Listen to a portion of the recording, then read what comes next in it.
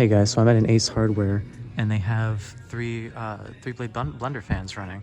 This is the first time I've ever seen blender fans in a store in person before. Every other time it's always been in videos. I can't spend too much time here though, so I'm gonna try to run through these, but it's cool that like they still are just full of blender fans. Let me go down this aisle and get a better view of everything.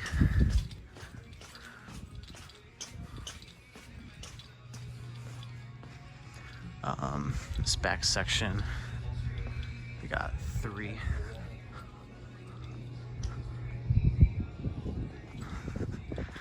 Can't tell if these are K63 or K55. I'm assuming these are K63.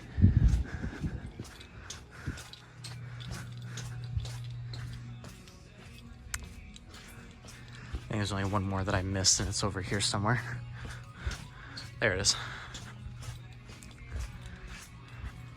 Right there.